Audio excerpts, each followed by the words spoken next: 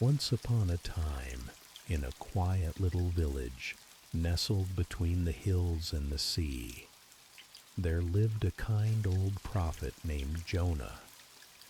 He wasn't just any man, my dear. No, Jonah was a servant of God, one who could hear his gentle whisper even in the silence of the night. People in the village respected Jonah, for he always spoke words that were not his own, but were sent from the heavens above.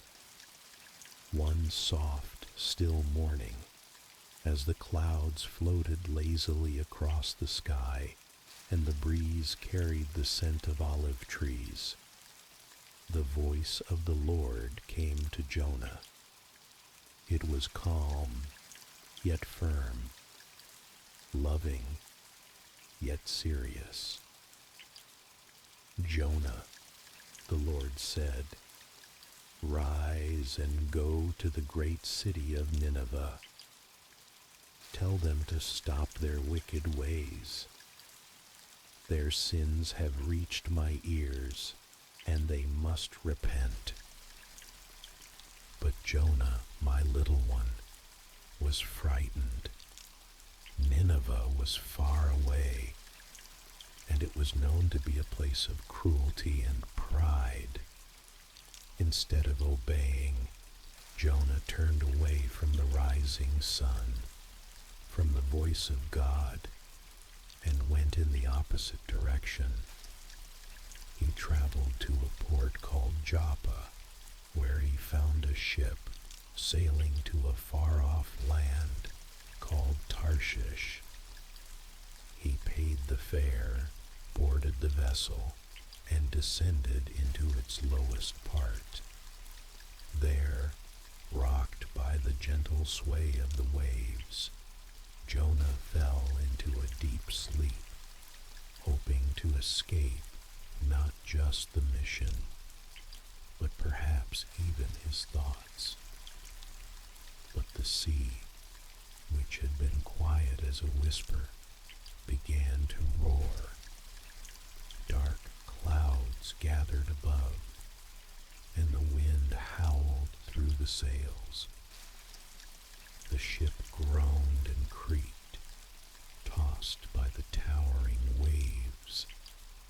The sailors, hardened men from distant lands, grew pale with fear.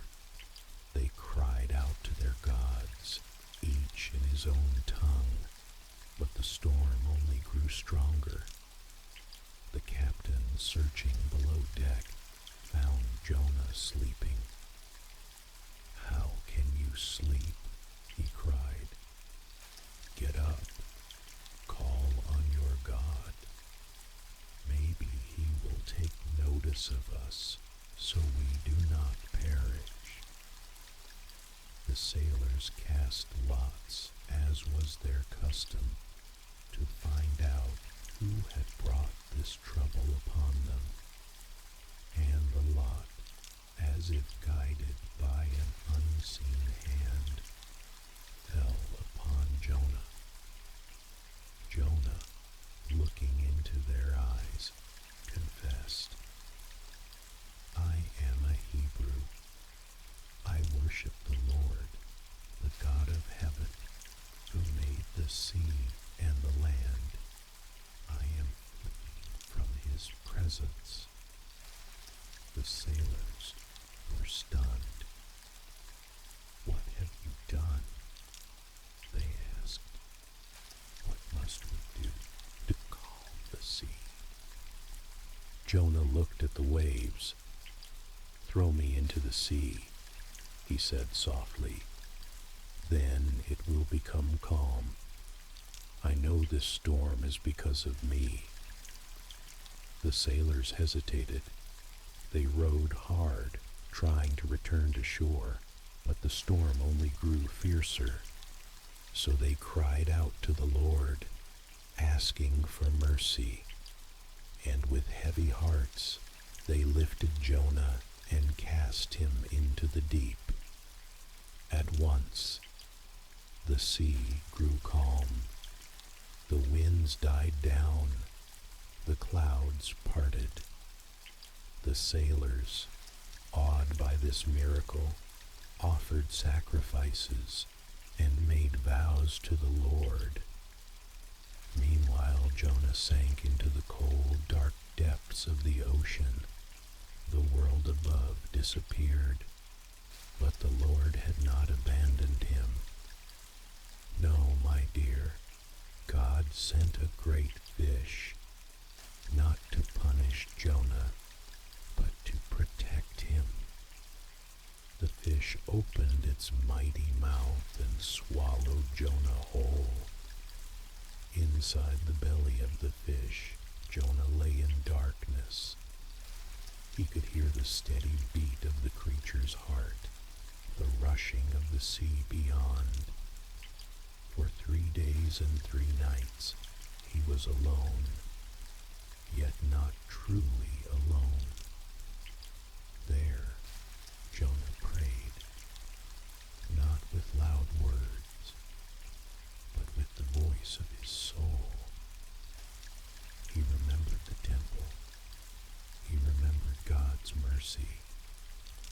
When my life was fainting away, I remembered you, he whispered. Salvation belongs to the Lord. And the Lord heard him. The great fish swam toward dry land, and at God's command, it opened its mouth and gently released Jonah onto the shore. Jonah lay on the sand, the sun warm on his face. He breathed in the air, and once again, the voice of the Lord came to him. Arise, Jonah, go to Nineveh. This time, Jonah obeyed. He walked through the gates of the city, through the streets of merchants and kings. His voice echoed through the alleys. 40 days more, he cried, and Nineveh shall be overthrown. The people paused. They looked at one another. They heard the truth in his voice. They believed. From the poorest farmer to the greatest noble, they fasted. They wore sackcloth. They turned from their evil ways. Even the king stepped down from his throne. He too wore sackcloth and sat in ashes. He declared, "Let everyone call upon God. Let us give up our violence, so that he might turn from his anger and spare us." And God saw. He saw their hearts. He saw their sorrow, and he forgave. He did not bring the destruction he had warned about. Now, Jonah climbed a hill outside the city and sat beneath the sun. He waited, hoping perhaps that God would change his mind again and punish the city. The sun was hot, and Jonah grew faint. So God caused a leafy plant to grow beside him. Its wide green leaves gave Jonah shade, and for the first time in many days, he smiled. But the next morning, as the sun rose, God sent a worm.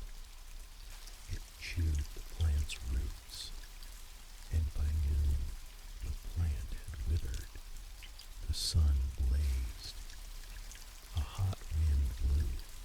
Jonah, weak and weary, wished to die. Then God spoke. "Jonah," he said gently, "do you do well to be angry about the plant?" Yet Jonah replied,